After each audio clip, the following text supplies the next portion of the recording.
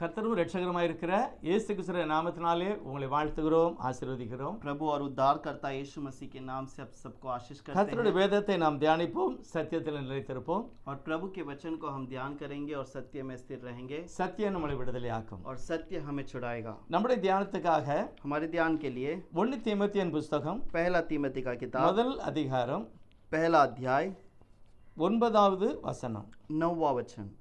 எங்களுக்கு தெரிந்திருக்கிறபடி நியாயப்பிரமாணம் நீதிமானுக்கு விதிக்கப்படாமல் அக்கிரமக்காரருக்கும் அடங்காதவர்களுக்கும் பக்தி இல்லாதவர்களுக்கும் பாவிகளுக்கும் அசுத்தருக்கும் சீர்கெட்டவர்களுக்கும் தாய் தகவன்மாரை அடிக்கிறவர்களுக்கும் கொலை பாதகர்களுக்கும் यह जानकर कि व्यवस्था धर्मजन के लिए नहीं पर अधर्मियों, निरकुशों, भक्तिहीनों, पापियों, अपवित्र और अशुद्ध मनुष्यों, माँ बाप के घात करने वालों, हत्यारों। கர்த்தருடைய நாமத்துக்கு மகிமை உண்டாகட்டும். प्रभु की नाम की महिमा हो।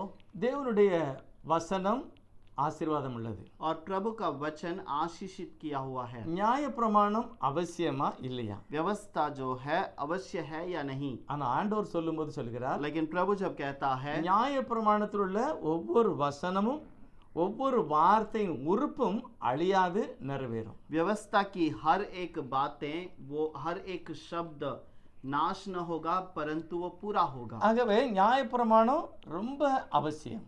इसलिए व्यवस्था बहुत ही मुख्य है, அது தவறானதல்ல. वो गलत बात नहीं है। ஆனா நியாயப்பிரமாணத்தின் நோக்கம் என்ன? लेकिन व्यवस्था का मुख्य कारण क्या है? நியாயப்பிரமாணம் எதற்காக கர்த்தர் கொடுத்தார்? व्यवस्था प्रभु ने किस कारण दिया था? நாம் இதை தெளிவாய் புரிந்து கொண்டால், अगर हम इसे ठीक से समझ लें, தேவனுடைய கற்பனைகளையும் கட்டளைகளையும் நாம் பார்க்கும்போது அது நமக்கு மிகவும் லேசாகவும் கர்த்தருடைய உதவியும் நமக்கு கிடைக்கும். और प्रभु के वचन को अगर ध्यान करें और उसे समझने की कोशिश करें, हमें उस पे से उसकी भेद पता चलेगा। தயவுசெய்து நாம் வேதத்தை நாம் பார்ப்போம். हम उस वचन को पढ़ेंगे, उसका ध्यान करेंगे। அந்த வசனம் கர்த்தர் நம்மளோடு பேசுவார் நிச்சயமாக. प्रभु उस वचन के द्वारा हमसे जरूर बातें பரிசுத்தமுள்ள करेंगे। ஆண்டவர் கண்டிப்பாக நாம் வேதத்தை விளங்கிக் கொள்ளும்படியும் और कलाम के अंदर प्रभु जरूर हम उसे समझने के लिए நான் தேவனுடைய அந்த கிருபைகளை பெற்றுக்கொள்ள முடியும். और प्रभु के अनुग्रह को हम पा सकेंगे। ஒரு சிலர் சொல்றாங்க நியாயப்பிரமாணத்தை தேவையே இல்லை. और कुछ लोग कहते हैं कि व्यवस्था की आवश्यकता नहीं है। ஒருவர் சொல்றார் நியாயப்பிரமாணம் கண்டிப்பா அவசியம். कुछ कहते हैं कि व्यवस्था जरूर चाहिए। நியாயப்பிரமாணம் சொல்லும்போது நிறைய காரியங்களை நாம் வேதத்துல பார்க்கலாம். व्यवस्था कहने के समय पर बहुत सारे बातें को हम यहाँ पर कलाम में நான் देख ஒரு सकते வசனம் हैं। வாசிக்க பாருங்க. मैं आपके लिए एक वचन पढ़ता हूँ, देखिए। அதாவது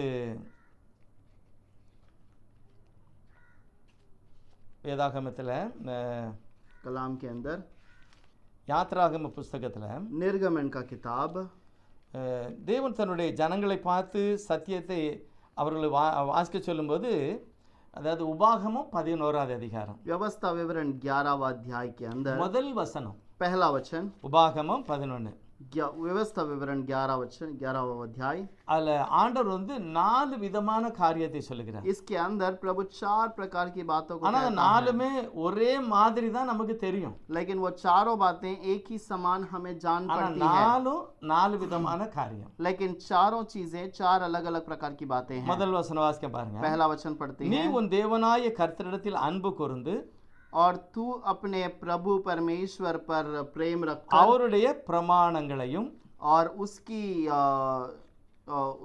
व्यवस्था के अनुसार, அவருடைய கட்டளைகளையும் उसकी आज्ञा के अनुसार அவருடைய நியாயங்களையும் और उसकी न्याय के अनुसार அவருடைய கற்பனைகளையும் और उसकी वाचा के अनुसार எப்பொழுதும் கைக்கொள்ளணும். उसको हमेशा पालन करना। இதுல பாருங்க, பிரமாணம், और उस पर क्या लिखा है? आज्ञा, विधियां, கட்டளை, नियमों, நியாயம், आज्ञाओं கற்பனை.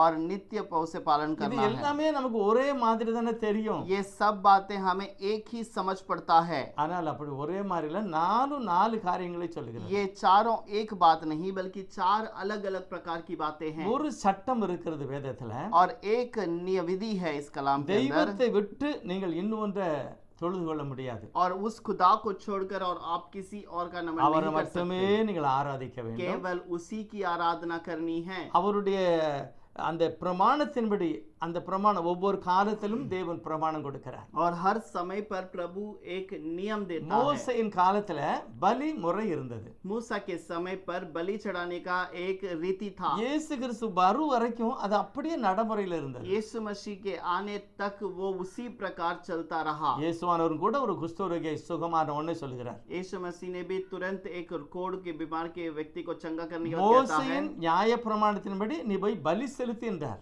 और मूसा के व्यवस्था के अनुसार तू जाकर बलि चढ़ा करके कहा। இது அந்த இயேசு கிறிஸ்துடைய பலி காலம் வரைக்கும் தான். और ये यीशु मसीह के बलि चढ़ाए जाने के समय तक ही था। அதுக்கு பிறகு அது முடிந்து விட்டது. उसके बाद वो अंत हो चुका। அதே போல அது விருத்த சேதனம், उसी प्रकार से जो व्यवस्था जो कतना है, பரிசுத்த ஆவியுடைய அபிஷேகம், ஆண்டவருடைய பலி வரைக்கும் தான். और वो पवित्र आत्मा का आगमन हुआ परमेश्वर यीशु के बलि तक। இன்னும் நிறைய நியமங்கள் எல்லாம் அது முடிவடைகிறது. और बहुत सारे नियम वहां पर अंत होता ஆனா है। இஸ்ரவேல் ஜனங்களுக்கு அப்படி இல்லை, எல்லாமே அவங்க கடைபிடிக்கணும். लेकिन इजरायलियों को वैसा नहीं, उन्हें हर एक चीज का पालन करना है। அவங்களுக்கு சொல்லப்பட்டதெல்லாம் நித்தியம் நித்தியம் நித்தியம் என்று சொல்லி और இருக்கு. उनके लिए हर एक बातें नित्य नित्य के लिए बताया गया है। நித்தியம் என்றால் என்ன? और नित्य का मतलब क्या है? அது அழியாத கடைசி வரைக்கும். और वो आखिर तक। ஆனா உண்மையிலே இயேசு கிறிஸ்துவின் சிலுவை மரணத்து வரைக்கும் தான் ஒரு சில காரியம் நித்தியமா இருந்தது. அதுக்கு பிறகு அது முடிவடைந்து விட்டது. लेकिन यीशु मसीह के उस मरण तक ही बहुत सारी बातें नित्य तक रही, उसके बाद वो नहीं रहा। இதே போலதான் इसी प्रकार से வேதாகமத்துல कलाम के अंदर காலங்களிலே தேவன் தன்னுடைய வார்த்தையிலே நிலைத்து நிற்கிறார், விசேஷமான வார்த்தைகளை கொடுக்கிறார். और प्रभु अपने लोगों को समय समय पर विशेष वचनों को देता है। அப்போஸ்தலர் பவுல் சொல்லும்போது प्रेरित पौलुस कहता है, எங்களுக்கு தெரிந்திருக்கிறபடி जिस प्रकार हम जानते हैं நியாயப்பிரமாணம் நீதிமானுக்கு அல்ல, और व्यवस्था जो है धर्मी जन के लिए नहीं, அக்கிரமக்காரனுக்கு. अधर्म करने वाले के लिए அப்படி है। என்றால் என்ன அர்த்தம்? इसका मतलब क्या है? எப்படி புரிந்து கொள்கிறது? कैसे इससे हम समझ सकेंगे? தயவுசெய்து புரிந்து கொள்ளுங்கள். आप समझ लीजिएगा। இன்னைக்கு நம்ம எல்லா இடத்துலயும் நம்ம ரோடுகள்ல சிக்னல் வச்சிருப்பாங்க. रोड पर हर जगह पर सिग्नल रखा गया है அதுல ஒரு வார்த்தை எழுதலாம். और उस पर एक शब्द लिख सकते हैं। தயவுசெய்து டிஸ்டர்ப் பண்ணாம ஒவ்வொரு லைனா போகட்டும், யாரும் வண்டி வந்து குறுக்க விடாதங்க, நீங்க மெதுவாக போங்க அப்படின்னு எழுதி வச்சிருந்தா அதே மாதிரி செய்யலாம். और वो अगर लिख सकते हैं कि कोई भी गाड़ी यहाँ वहाँ ना लगाएं, सीधे लाइन में एक साथ सही से जाएं करके लिख सकते हैं। ஆனா அதை செய்ய மாட்டாங்க. लेकिन वो नहीं लिखते हैं। அதனாலதான் அங்க சிக்னல்ல லைட் வைக்காங்க. और इसीलिए वो सिग्नल में वहां पर लाइट रखी गई லைட் வைக்கக்கூடிய நோக்கம் என்ன? है। उस लाइट को रखने का कारण क्या है? அதுதான் நியாயப்பிரமாணம். यही तो व्यवस्था है। எழுதுனா கேட்க மாட்டான், ये लिखेंगे तो उसे समझेंगे नहीं, அவன் அடங்க மாட்டான். वो उसका पालन नहीं करेगा। அதனாலதான் லைட்டையும் வச்சு அங்க ஒரு அமல்தாரும் நிற்கிறார், போலீஸ்காரர் और நிற்கிறார். इसीलिए वहां पर लाइट भी रखी गई और एक पुलिस ऑफिसर भी रहेगा। ஒரு ஸ்கூல் பக்கத்துல, एक स्कूल के ஒரு सामने ஹாஸ்பிட்டல் பக்கத்துல, या हॉस्पिटल के सामने ஒரு ஹாஸ்டல் பக்கத்துல, या हॉस्टल के सामने। அங்க என்ன செய்வாங்கன்னா ஸ்பீட் பிரேக்கர்னு ஒரு போர்டு வச்சிருப்பாங்க. और वहां पर स्पीड ब्रेकर करके बोर्ड तो रखे होंगे ஒரு உயரமா ஒரு திண்டையும் கட்டியிருப்பாங்க. और ऊपर से स्पीड ब्रेकर वहां पर बनाया भी होगा। ஆனா வெறுமனே அந்த ஸ்பீட் பிரேக்கர் போர்டு போட்டு अगर वहां पर केवल वो स्पीड ब्रेकर का बोर्ड डालने के பக்கத்துல बाद ஒரு ஹாஸ்பிட்டல் இருக்கு, वहां पर हॉस्पिटल है, ஒரு ஸ்கூல் இருக்கு. एक स्कूल है, அதனால தயவு செய்து மெதுவா போங்க, इसीलिए यहाँ पर धीमे से चलो। அப்படி எழுதி போட்டு மெதுவா போகலாம். ऐसे लिखने के बाद धीमे से चल सकते ஆனா हैं, போக மாட்டான், लेकिन नहीं चलेंगे, அவங்க அடங்க மாட்டான். वो लोग नहीं सुनेंगे। அதனாலதான் इसीलिए ஒரு பெரிய திண்டை கட்டி और वहां पर स्पीड ब्रेकर बनाकर நீ மெதுவா ஏறி போகக்கூடிய அளவுக்கு வழியை செய்து और வைத்திருக்கிறார். आप धीमे से वहां पार करने के लिए रास्ता बनाया हुआ ஸ்பீட் है। பிரேக்கர் நோக்கம் என்ன? स्पीड ब्रेकर का काम क्या है? நீங்க மெதுவா போகணும்னு இல்ல, आप धीमे से जाना है इसलिए அது नहीं, எழுதி போட்டாலே நடக்கும். और वो तो लिखने पर भी होगा। அடங்காதவர்களுக்காக அது எழுதி வச்சு அந்த முறையை செய்திருக்கிறார். और वहां पर ऐसे लोग हैं जो आज्ञा को नहीं मानते, उनके लिए वो रखा गया कि वो स्पीड ब्रेकर रहे। அதே போலதான் பைபிள் சொல்லுகிறது, उसी प्रकार पर बाइबल कहती है கர்த்தருடைய வசனத்தை தியானிக்கிறவர்கள் குறை, प्रभु के वचन को ध्यान करने वाले कम लोग हैं। தேவனுடைய சட்டங்களை கவனிக்கிறவர்கள் குறை. प्रभु के वचन को, नियम को, आज्ञा को पालन அது करने वाले कम தெளிவாய் हैं। போதித்தால் நம்முடைய சட்ட திட்டங்களை அறிந்து நடக்கலாம். और वो सिखाए जाए या बताया जाए तो उसके अनुसार वो चल सकते हैं, ஆனால் அவங்க கேட்க மாட்டாங்க. लेकिन वो नहीं चलेंगे। ஆகவே ஒரு மனிதனுடைய நிலையை சுட்டி காண்பிப்பதற்காக, அவனுடைய தவறை காண்பிப்பதற்காக கர்த்தர் நியாயப்பிரமாணத்தை எழுதி கொடுத்திருக்கிறார். और इसीलिए उनकी आज्ञा को वहां पर पालन करने के लिए उस नियमों को उसने लिखकर हाथ में दे दिया। நல்லவர்களுக்கு அல்ல, ये भले लोगों के लिए नहीं, அடங்காதவர்களுக்கு, और उनके लिए जो आज्ञा को उल्लंघन தாய் करते हैं, தகப்பனை மதியாதவர்களுக்கு, और जो अपने माता पिता का आदर नहीं करते தாய் उनके தகப்பனை लिए, அடிக்கிறவர்களுக்கு. और जो माता पिता को हत्या करते हैं ஏன் उनके लिए நியாயப்பிரமாணம் கொடுக்கப்பட்டது? क्यों व्यवस्था दिया गया है? அப்போஸ்தலன் பவுல் சொல்லும்போது प्रेरित சொல்கிறான், पौलुस कहता है, நன்மை செய்ய வேண்டும் என்ற வாஞ்சை எனக்கு இருக்கிறது, भलाई करने का विचार मेरे अंदर तो है, ஆனா எனக்கு முடியல. लेकिन मुझसे नहीं हो पाता। நான் எதை செய்யக்கூடாது என்று நினைக்கிறேனோ அதைத்தான் நான் செய்கிறேன். मैं जिसे नहीं करना है करके चाहता हूँ उसी को मैं कर बैठता அது हूँ। எனக்கு இஷ்டம் இல்ல, वो मुझे इच्छा ஆனா नहीं, நான் செய்திருந்தேன். लेकिन मैं उसे कर बैठता ஆகவே हूँ। நான் அல்ல, इसीलिए मैं नहीं, எனக்குள்ள ஒரு ஆவி இருக்கிறது, मेरे अंदर एक आत्मा ஒரு है பாவம் இருக்கிறது, और एक पाप है, அது என்னை மேற்கொள்ளுகிறது. और वो मुझे पार करता है। ஆகவே என்னுடைய சரீரம் மரண சரீரத்தை போல அது துக்கம் அனுபவிக்கிறது. और इसीलिए मेरा शरीर मरण के शरीर के समान दुख उठाता है, சரீரமும் ஆவியும் போராடுகிறது. और शरीर और आत्मा दोनों लड़ता है। நிர்பந்தமான மனுஷன். मैं कैसा निर्बंध मनुष्य हूँ, என்னை யார் விடுதலை செய்ய முடியும்? कौन मुझे छुड़ा सकेगा? ஆகவே வேதாகமத்துல என்ன சொல்லுகிறது பைபிள்? इसीलिए कलाम क्या कहती है? நியாயப்பிரமாணத்தை வாசி, व्यवस्था को तो पढ़ो, நீ சட்டப்படி குற்றவாளி, लो वचन के अनुसार तो निर्दोष செய்யக்கூடாதது दोषी நீ है, செய்கிறாய், जो नहीं करना चाहिए उसे तू करता அது है, உன்னால முடியல, वो तुझसे नहीं हो पाता, சட்டமும் உன்னை விடுதலை ஆக்கல, नियम भी तुझे छुड़ा नहीं पाता, சட்டம் உன்னை சொல்லுகிறது ஆனா செய்ய முடியல. और नियम तुझे बताता तो है लेकिन तू उसे सही कर नहीं पाता। நம்முடைய ரத்தத்தை செக் பண்ணும்போது, हमारे खून को जांचने के समय எக்ஸ்ரே पर, எடுக்கும்போது एक्सरे निकालने के समय पर, குறைகளை காண்பிக்கிறதை ஒழிய குறைகளை சரி செய்வதில்லை. और वो हमारी कमी गति को दिखाता है लेकिन उसे सही नहीं करता। ரத்தம் இந்த மாதிரி மிஸ்டேக் இருக்குன்னு சொல்லுவாங்க, और खून के अंदर आपको ये कमी है करके बताया जाएगा, ஆனா அவங்க மருந்து கொடுக்க மாட்டாங்க, लेकिन वो उसे सही नहीं कर सकते, வேற ஆள் தான் கொடுப்பாங்க. आपको सही करने वाला दूसरा व्यक्ति அதே है। போலதான் उसी प्रकार நியாயப்பிரமாணம், நீ தவறு உள்ளவன், व्यवस्था कहता है कि तू दोषी है, நீ குற்றவாளி, तू दोषी है, உன்னால முடியல. तुझसे नहीं हो ஆகவே पाएगा। தேவன் மனிதனாக வந்திருக்கிறார், इसीलिए प्रभु मनुष्य के அவர் रूप में உன்னை आया, நேசிக்கிறார், वो तुझसे प्रेम करता உன்னை है ரட்சித்து வைத்திருக்கிறார், और तेरा उद्धार किया है, அதை நீ ஏற்றுக்கொண்டு உள்ள வந்துரு. उसे स्वीकार कर और तू अंदर आ அவர் जा, எப்பொழுதும் தயாரா இருக்கிறார். और वो हमेशा तैयार है। அதுதான் தேவனுடைய வார்த்தை और சொல்லுகிறது. यही प्रभु का वचन कहता ஆனா है। பவுல் சொல்லும்போது இன்னும் சொல்லுகிறார், लेकिन पौलुस और अच्छे से कहता है, பக்தி இல்லாதவர்களுக்கு நியாயப்பிரமாணம், और जो भक्तिहीन है उनके लिए व्यवस्था है, பாவிகளுக்கு, पापियों के लिए, அசுத்தருக்கு, अशुद्ध लोगों के लिए, சீர்கெட்டவர்களுக்கு, और जो अपने रास्ते पे सही नहीं है, அதாவது பொல்லாதவர்களுக்கு நியாயப்பிரமாணம் கொடுக்கப்பட்டது. या बहुत ही बुरे लोगों के लिए व्यवस्था दिया गया है। விசேஷமா நம்ம சிம்பிளா சொல்ல போனா, विशेष करके अगर कहा जाए, நீ குற்றவாளி என்பதை உறுதிப்படுத்தி காண்பிப்பதற்கு கர்த்தர் நியாயப்பிரமாணத்தை கொடுத்தார். और तू दोषी है इसे दिखाने के लिए व्यवस्था रखी गई ஆகவே है। நியாயப்பிரமாணம் என்னை நீதிமானா ஆக்குறதில்லை, इसीलिए व्यवस्था मुझे दोषी नहीं, उसे धर्मी नहीं बनाता, நியாயப்பிரமாணம் ஒரு டீச்சரை போல, ஒரு வாத்தியாரை போல என்னை கிறிஸ்துவை நோக்கி வழி நடத்துகிறது. और व्यवस्था एक शिक्षक के समान हमें मसीहा की ओर ले जाता நீ है। அங்க போ, तू वहां जा, அவர் உன்னை விடுதலை और ஆக்குவார், वो तुझे छुटकारा உன்னால देगा, முடியாது. तुमसे नहीं होगा। ஆகவே இந்த வார்த்தைகளை போதிக்கிறது. और इसीलिए इन वचनों को प्रचार करता है। ஆகவே தேவனுடைய வார்த்தையில வல்லமை இருக்கிறது, ஜீவன் இருக்கிறது.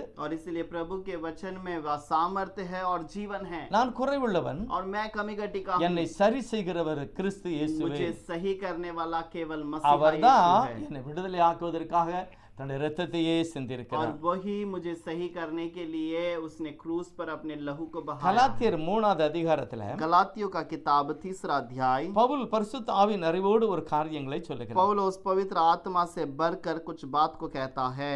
3வது அதிகாரம் 15வது வசனம். 3रा अध्याय उसका 15वां वचन, சகோதரரே, हे भाइयों, மனுஷர் முறைமையின்படி நான் சொல்லுகிறேன், मैं मनुष्य की रीति पर कहता हूँ, மனுஷர் ஏதாவது ஒரு உடன்படிக்கை செய்தால் मनुष्य की वाचा की किसी बात से हुई हो, அதை நிச்சயமா தள்ள மாட்டார்கள், जरूर उसे उसे दूर नहीं करते, அதை கூட்டியும் மாட்டாங்க. और उसे बढ़ाते भी नहीं। இப்ப இந்த இடத்துல பவுல் எதை சொல்ல விரும்புகிறார்? इस जगह पर पौलुस क्या कहना चाहता है? நியாய பிரமாணத்துக்கு முந்தி व्यवस्था के पहले தேவன் ஆபிரகாமுக்கு ஒரு உடன்படிக்கை செய்தார். अब्राहम को प्रभु ने एक व्यवस्था दिया है।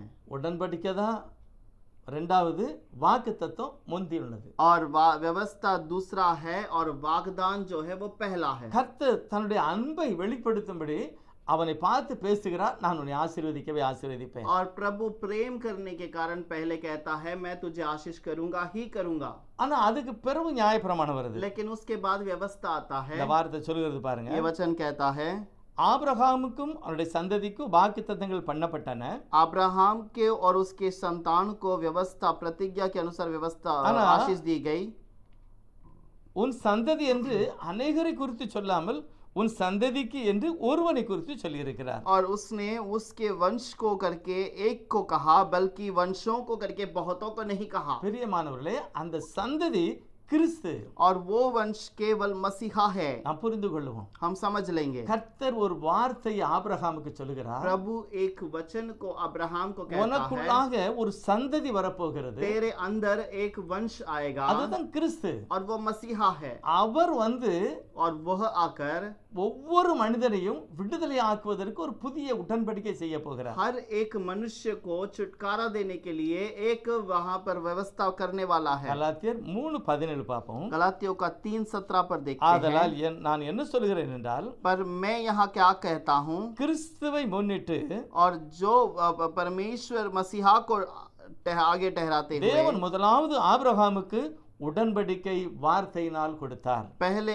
अब्राहम को शब्दों के द्वारा उसने वह व्यवस्था बांधी, ஆனால் 400 வருஷத்துக்கு பிறகு लेकिन 400 वर्ष के बाद அவர் நியாய பிரமாணத்தை கொடுக்கிறார். और व्यवस्था को उन्हें देता है। ஆகவே இந்த நியாய பிரமாணம் கர்த்தர் முதலாவது கொடுத்த வாக்குத்தத்தத்தை தள்ள முடியாது. और पहले जो प्रभु ने आशीष दिया है उससे ये व्यवस्था दूर नहीं कर நீ सकता। சட்டப்படி குற்றவாளி என்று நியாய பிரமாணம் ஒரு மனிதனை தள்ள முடியாது. और तू नियम के अनुसार व्यवस्था के अनुसार तू दोषी है करके वो व्यवस्था तुम्हें दूर नहीं कर தேவன் ஒரு सकता। மகிமையான கிறிஸ்து என்கிற ஒரு மகிமையான அந்த தேவனுடைய வெளிப்பாடை சொல்லி और வைத்திருக்கிறார். प्रभु ने एक अच्छे से उस व्यवस्था की बात को पहले रख दिया, आशीष को रख ஆகவே दिया। அந்த வார்த்தை மேலோங்கும், நியாய பிரமாணம் கீழோங்கும். इसीलिए वो आशीष की बातें ऊपर जाएगी और उसके बाद जो व्यवस्था है वो नीचे நியாய रहेगा। பிரமாணம் என்னை வழி நடத்துகிறது. व्यवस्था तो तुम्हें सही चलाता है, கிறிஸ்துவை நோக்கி பார்க்கும்படி கட்டளையிடுகிறது. मसीहा की ओर चलने के लिए तुम्हें बताता है। பழைய ஏற்பாட்டு காலத்துல पुराने नियम के अंदर மோசேயின் ஆகமம்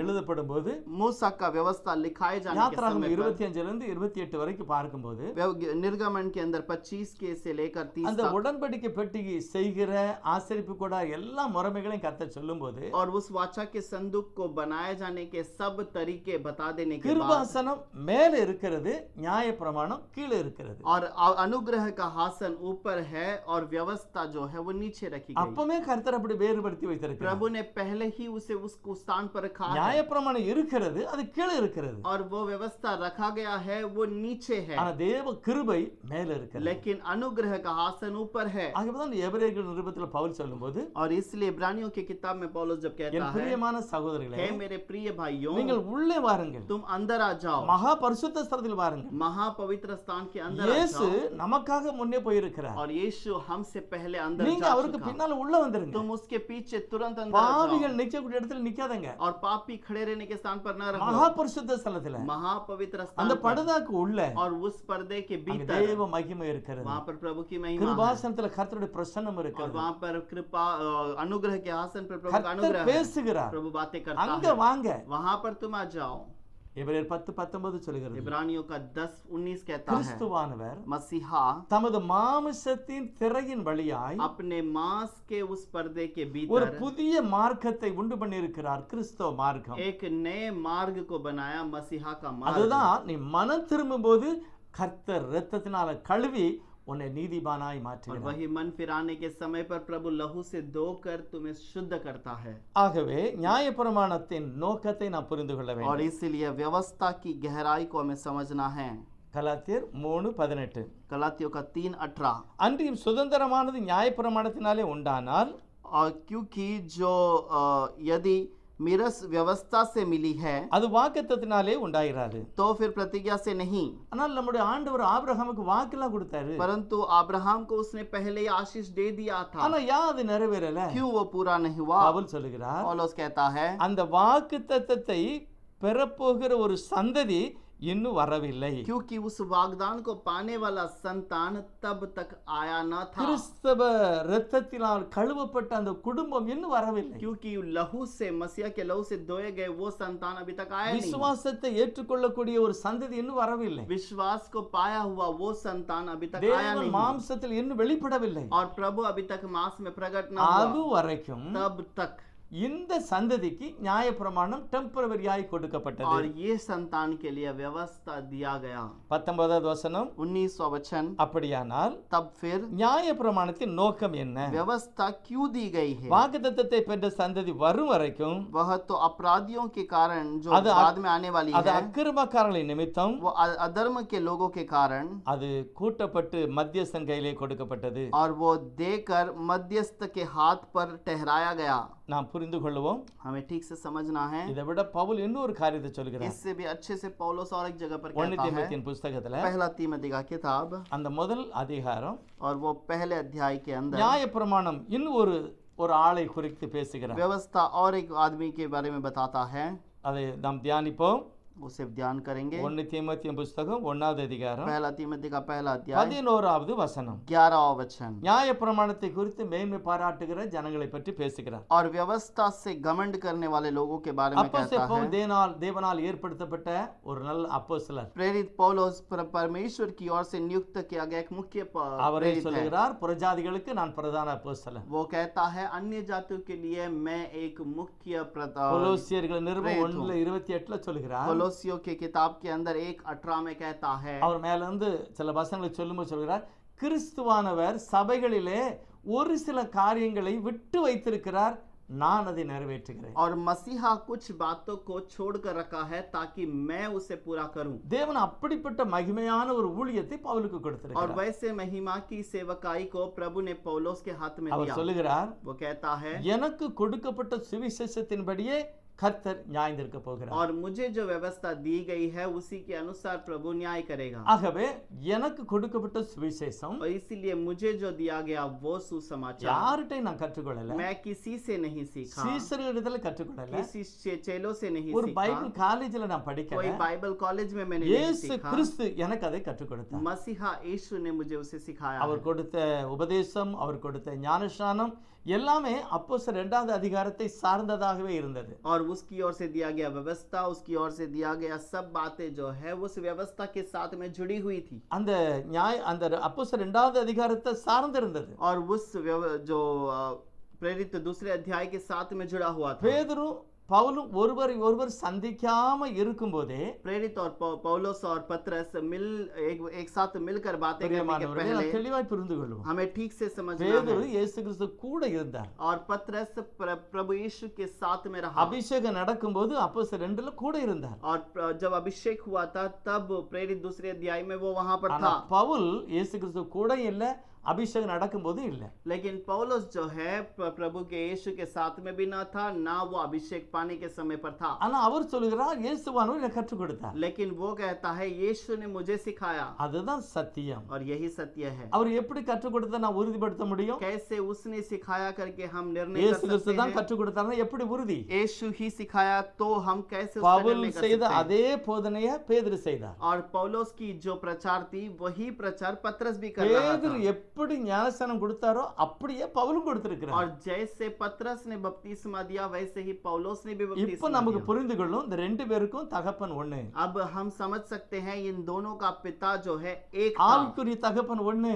आत्मिक पिता केवल एक था। அந்த தகப்பன் தான் உங்களுக்கும் எனக்கும் தகப்பனா இருக்க வேண்டும். और वही पिता मेरे और आपके लिए அப்ப होगा। நான் நூதன சீஷனா இருக்க மாட்டேன். इसका मतलब मैं ऐसे फंसाने वाला कोई शिष्य नहीं தேவனுடைய रहूंगा। வசனத்தை அப்படியே கண்டினியூவா நான் போதிப்பேன். प्रभु के वचन को मैं वैसे ही प्रचार करूंगा। 1 தீமோத்தேயுவின் புத்தகம் पहले प्रेरितों का ஒன்னாவது அதிகாரம் पहला अध्याय 11வது வசனம். 11वां वचन। 2 முறை 3 முறை வாசிங்க. आप 1 या 2 या 3 बार पढ़िएगा। அவர் சொல்லுகிறார், वो कहता है, நான் சொல்லுகிற சுவிசேஷம் சாதாரண சுவிசேஷம் அல்ல. और मैं जो सुसमाचार सुनाता हूँ ये कोई साधारण அது सुसमाचार नहीं, நித்தியானந்த மகிமையான தேவனுடைய சுவிசேஷம். और वो नित्य नित्य महिमा का प्रभु का அது सुसमाचार है, ஆரோக்கியமாக்குற சுவிசேஷம். और वो चंगाई का அது सुसमाचार है, விடுதலையை கொடுக்கிற ஒரு वो சுவிசேஷம். छुटकारा देने वाला இந்த सुसमाचार है। சுவிசேஷத்தை யாராவது ஏற்றுக்கொள்ளவிட்டால் और इस सुसमाचार को यदि किसी ने स्वीकार नहीं किया பவுல் हो, சொல்லுகிறார், पौलुस कहता है, பிரியமானவர்களே, हे प्रिय நான் भाइयों, சொன்ன சுவிசேஷத்தையும் मैं जो दिया हूँ सुसमाचार, நான் கொடுத்த ஞானஸ்தானத்தையும் मैं जो दिया उस बपतिस्मा, நீ ஏற்றுக்கொள்ளாவிட்டால் यदि तू स्वीकार ना करे, பைபிள் சொல்லுகிறது, बाइबल कहती है, என்னுடைய உபதேசத்துக்கு எதிராக இருக்கிறவனுக்கு நியாய பிரமாணம் விதிக்கப்பட்டிருக்கிறது. और मेरे सुसमाचार के विरोध में रहने वालों के लिए वो व्यवस्था रखी அப்ப गई है। அவங்களும் அந்த அடங்காத கூட்டத்துல போயிருந்தாங்க. अब वो लोग भी उस आज्ञा नहीं मानने वाले के झुंड में आ जाते हैं। நியாய பிரமாணத்தின் நோக்கம் என்ன? व्यवस्था का कारण क्या है? என்னை அடையாளம் காட்டி கிறிஸ்துவினிடத்தில் என்னை நடத்துகிறது. और मुझे बताता है मैं कौन हूँ और मुझे प्रभु की ओर ले जाता है। தேவன் நம்மை நீதிமானாக்குவதற்காக அழைத்திருக்கிறார். प्रभु हमें धर्मी होने के लिए बुलाया है। ஒரு மகிமையான ஒரு வசனம் பாருங்க. एक अच्छा महिमा का वचन है, கொலோசியருக்கு எழுதின நிருபம் कुलोसियों का किताब, அப்போஸ்தலன் பவுல் மிகவும் தெளிவாக ஒரு காரியத்தை சொல்லுகிறார். प्रेरित पौलुस बहुत ध्यान से एक बात को कहता है, ஓய்வு நாளை குறித்து और उस विश्राम दिन के அல்லது बारे में பண்டிகை குறித்து. या कोई கொலோசியர் त्योहार के बारे இரண்டாவது में। அதிகாரம் कुलोसियों का दूसरा अध्याय 16வது வசனம் 16 वचन। பாருங்க, நிறைய பேர் 7வது நாள் சரியா, ஞாயிற்றுக்கிழமை சரியா. बहुत सारे लोग कहते हैं कि छठवां दिन सही है या 7वां दिन सही है, ஆனா புதிய ஏற்பாட்டில் நீங்க வரும்போது தினமும் ஜெபம் பண்ணணும். लेकिन नए नियम पे आप आने के समय पर हर दिन आपको प्रार्थना करना है। நியாயப்பிரமாணம் நீங்க சனிக்கிழமை ஓய்வு நாள்ல கண்டிப்பா தெய்வத்தை ஆராதிக்கும்படி கட்டளை கொடுக்கிறது. लेकिन व्यवस्था कहता है तुमको जरूर विश्राम के दिन में प्रार्थना करना है, சனிக்கிழமை தான். वो शनिवार ही है। ஆனா புதிய ஏற்பாட்டுக்கு வரும்போது लेकिन नए नियम में आने के அது समय पर கிருபையின் பிரமாணம். वो अनुग्रह का कारण, தினமும் ஜெபிக்கணும், हर दिन तुम्हें प्रार्थना करना தினமும் நீ தெய்வத்துக்கு சாட்சியா வாழ है, हर வேண்டும். दिन प्रभु के लिए गवाही बनकर रहना है। இதுல நீ ஒரு நாளை குறிக்க முடியாது. इस पे कोई दिन को तुम नियम नहीं कर ஞாயிற்றுக்கிழமை தான் सकते, அப்படின்னு சொல்ல முடியாது. या रविवार ही है ऐसा இல்ல नहीं बता சனிக்கிழமை सकते, தான் இல்ல, या केवल विश्राम दिन ही है वो नहीं कह सकते हो। 2020 2021 2020 और 2021 இந்த கொரோனா வியாதி ஒரு பெரிய பாடத்தை கற்றுக் கொடுத்து விட்டது. ये जो बहुत बड़े सीख को इस कोरोना बीमारी ने दिखा दिया है। சனியும் இல்ல ஞாயிறும் இல்ல, தினமும் வீட்டுல ஜெபம் பண்ணுன்னு சொல்லிட்டு. और उसने सिखा दिया कि या ना रविवार ना शनिवार, हर दिन तुम्हें घर पर प्रार्थना தேவனுடைய करना है। சமூகத்துல அழுது புலம்பு. प्रभु के समूह में रोकर प्रार्थना कर, இந்த சாபம் வெளியேறட்டும். और ये श्राप निकल जाए। எவ்வளவு மகிமையான காரியங்களை கர்த்தர் ரகசியமாய் செய்து விட்டார். कैसे महिमा की बात को प्रभु ने गुप्त में कर दिया। கொலோசியர் 2வது அதிகாரம் कुलोसियों का दूसरा अध्याय இதுல 16வது 17வது வசனம் வாசிக்க 16 பாருங்க. और 17 वचन முதலாவது लिखा நான் है। தமிழ்ல வாசிக்கிறேன் பாருங்க. ஆகையால் போஜனத்தையும் பானத்தையும் குறித்தாவது, பண்டிகை நாளையும் மாத பிறப்பையும் ஓய்வு நாட்களையும் குறித்தாவது ஒருவனும் உங்களை குற்றப்படுத்தாதிருப்பானாக. इसीलिए खाने पीने या पर्व या नए चांद या शबत के विषय में तुम्हारा कोई फैसला न करें। தயவு செய்து இதை போட்டு குழப்பாதங்க. इसकी गड़बड़ी में ना आओ, தினமும் ஜெபம் பண்ணுங்க, हर दिन प्रार्थना करो, தினமும் சாட்சியா இருங்க, हर दिन गवाही में बने रहो, எப்பொழுதும் கர்த்தரை ஆராதிங்க. हर दिन प्रभु के लिए गवाही में बने रहे। சனிக்கிழமை தானா செய்யுங்க, தாராளமா செய்யுங்க, தவறு இல்லை. शनिवार है तो ठीक है, कोई बात नहीं, शनिवार को करो। ஞாயிற்றுக்கிழமையா செய்யுங்க, தவறு இல்லை, கண்டிப்பா ஆராதிங்க. या रविवार या इतवार का दिन है, कोई बात नहीं, रविवार के दिन प्रार्थना करो। வெள்ளிக்கிழமையா விசேஷ நாள், या शुक्रवार है विशेष दिन। இஸ்லாமிய நாடுகள்ல அப்படிதான் செய்தாங்க. और जो इस्लाम के देश के अंदर यही करते हैं। இதுல போட்டு குழப்பமே தேவையில்லை. इस पे तुम गड़बड़ी में ना आना। நம்முடைய தேவன் ஓய்வு நாளுக்கும் ஆண்டவராக இருக்கிறார். हमारा प्रभु विश्राम का दिन का भी खुदा है। ஆகவே தினமும் நாம் இயேசுவை ஆராதிக்க வேண்டும். इसलिए हर दिन प्रभु को आराधना 40 करना है। நாள் மட்டும் உபவாசம் அல்ல, केवल 40 दिन उपवास नहीं, 40 நாள் மட்டும் கரிமீனை விளக்குதல்ல, और केवल 40 दिन उस मांस मटन को दूर रखना नहीं, 40 நாளைக்கு மட்டும் தண்ணி போடாம பூ வைக்காம இருக்கிறது இல்ல. या केवल 40 दिन फूल ना रखना या फिर दारू ना पीना, ऐसा नहीं। வேதம் அப்படி போதிக்கல. कलाम ऐसे नहीं அது सिखाता, அஞ்ஞான மார்க்கம், वो तो अज्ञान का मार्ग है, கிறிஸ்தவ மார்க்கம். मसीहा का मार्ग। தினமும் நீ சாட்சியா हर இருக்கணும், दिन तो प्रभु के लिए गवाही தினமும் बनो, நீ சிலுவை हर சுமக்க दिन வேண்டும், क्रूस को उठा के चलो, தினமும் தேவனை மகிமைப்படுத்த हर வேண்டும். दिन प्रभु को महिमा में 17வது வசனம் சொல்லுகிறார், 16 वचन में लिखा அவைகள் है। எல்லாம் எவைகளெல்லாம் 17 वचन पर कहता है वो सारी बातें ஓய்வு நாள் மாத பிறப்பு எல்லாமே और जो पर्व पर्व का दिन, नए चांद का दिन या सबत का विषय வரும் में, காரியங்களுக்கு அது நிழலா இருந்தது. आने वाले दिनों के बारे में वो एक स्वरूप था, அதனுடைய மெய்ப்பொருள் இயேசு கிறிஸ்துவை ஆராதிப்பதே. पर उसका मूल वस्तुएं ये है कि मसीहा को आराधना வேற करें எதுலயும் போட்டு நீங்க நேரத்தை குழப்பாதங்க, பாகுபாடு வைக்காதங்க, தினமும் தெய்வத்தை ஆராதிங்க. और किसी भी बात में जाकर गड़बड़ी में ना फंसो, कुछ गड़बड़ में ना रहना, हर दिन मसीहा की आराधना करो, ஆண்டவரை ஆராதிக்கணும், मसीहा की आराधना சத்தியத்தை அறியணும், सत्य को जानना, வேதாகமத்தை வாசிக்கணும், कलाम को पढ़ना, நல்லா வாசிக்கணும், अच्छे से पढ़ना, பரிசுத்தவான்களை பார்க்கணும், पवित्र आत्मा पर அப்போஸ்தலர்களை பார்க்கணும், प्रेरितों को देखिए, தீர்க்கதரிசிகளை பார்க்கணும், भविष्यद्वक्ता को देखिए, முற்பிதாக்களை பார்க்கணும், पूर्वजों को देखिए, அவங்க எப்படி கர்த்தரை பிரியப்படுத்தினார்களோ और वो कैसे प्रभु के लिए प्यारे बने, அப்படியே நாமும் தெய்வத்தை பிரியப்படுத்துவோம். वैसे ही हम प्रभु के लिए प्यारे நாம் बने, சாட்சிகளாய் இருப்போம். हम गवाही में बने रहें, நாம் தேவனுடைய காரியங்களை அலங்காரித்து ஆசீர்வாதத்தை எடுத்துக்கொள்வோம். और हम प्रभु के बात को जांच कर उसे अपने लिए ले लें. நியாயப்பிரமாணத்தின் நோக்கம் என்ன? व्यवस्था का कारण क्या है? என்னை நீதிமானாய் மாற்றுவதற்கு வழி நடத்துவது, அது என்னை மாற்றுவதல்ல. और प्रभु के वचन को व्यवस्था के अनुसार चलना वो हमें नहीं करता. விருத்த சேதனம், பலி, ஓய்வு நாள் எல்லாம் ஒரு காரியத்துக்காக வைக்கப்பட்டது. கிறிஸ்துவே மெய்யான அந்த காரியம். और जो नया जो नए चांद का दिन, पर्व का दिन जो है, ये सब एक नियम के लिए रखा गया है, वो केवल मसीहा को दोहराता ஆகவே है. கிறிஸ்துவை மகிமைப்படுத்துவோம். इसीलिए मसीहा को आगे தினமும் रखें, ஜெபம் பண்ணுவோம். हर दिन प्रार्थना करें, சில காரியங்களை அப்படியே பிடிச்சிக்கிட்டு நிற்க வேண்டாம். और किसी बात को ऐसे पकड़ के ना पे बैठे रहें. புதிய ஏற்பாடுல ஆண்டவர் ஒரு ஓமானம் சொல்லுகிறார். नए नियम के अंदर प्रभु यीशु एक दृष्टांत நமக்கு कहता நல்லா है. தெரியும், நம்ம சபைக்கு போகும்போது நல்லா ஓரளவு கர்த்தருக்கு முன்பாக உத்தமமாக நல்ல துணி உடுத்தி நல்லா குளிச்சு தான் நம்ம தேவ சமூகத்துக்கு போவோம். हम प्रभु के समूह में जाने के समय पर अच्छा वस्त्र पहनकर, अच्छे से रहकर, बहुत ही सुधार के साथ हम जाते அது हैं. நல்லது, அது கர்த்தர் விரும்புகிறார். वो अच्छी बात है, प्रभु से चाहता है. ஆனா இளையவன் வரும்போது குளிச்சுட்டு வரல, लेकिन दूसरा लड़का जब आया तो वो नहाकर नहीं आया, அவன் அசுத்தத்துல தான் வந்தான். वो अशुद्धता के अंदर आया. தேவன் கிருபை நிறைந்தவர், लेकिन प्रभु अनुग्रह से भरा அதே था, நிலையில அவனை அள்ளி அணைத்து और ஆசீர்வதித்தார். उसी परिस्थिति पे उसे गले से मिलाकर उसे आशीष கொஞ்சம் किया. யோசித்து பாருங்க, थोड़ा विचार करके நீங்க देखिए, பாவத்துல உழண்டு கிடக்கும் போது தானே உங்களை ரட்சித்தாரு. आप जब पाप के अंदर पड़े थे उसी समय तो आपका उद्धार किया, இல்ல மனம் திரும்பின பிறகு या ரட்சித்தார். मन फिराने के बाद उद्धार இல்லையே. किया? नहीं ना. பாவத்துல மூழ்கி இருக்கும்போது, जब आप पाप में पड़े थे, அசுத்தத்துல மூழ்கி இருக்கும்போது जब आप अशुद्धता में थे, இயேசு எடுத்து நிறுத்தி நம்மை கழுவி பரிசுத்தத்தை படுத்தினார். यीशु ने उठकर खड़ा करके हमें पवित्र किया. ஆகவே அந்த தெய்வத்தை எப்பொழுது நாம் துதிப்போம், எப்பொழுது ஆராதிப்போம். इसीलिए उस प्रभु को हर समय पर, हर दिन पर उसकी नंदी आराधना சொல்லுவோம். करेंगे, धन्यवाद பரிசுத்தம் करेंगे. உள்ளவரே நன்றி சொல்லுகிறோம். पवित्र प्रभु धन्यवाद कहते நீர் हैं. மகிமையும் இரக்கமும் நிறைந்த आप ஆண்டவர். महिमा से, दया से भरे हुए உம்முடைய हैं. வசனம் ஒவ்வொரு நாளும் ஜனங்களுக்கு ஆண்டவரை போதிக்கிறது. आपका वचन हर एक लोगों को हर दिन सिखाता நியாய है. பிரமாணம் அப்படியே தன்னுடைய வேலைகளை முடித்து நிற்கிறது.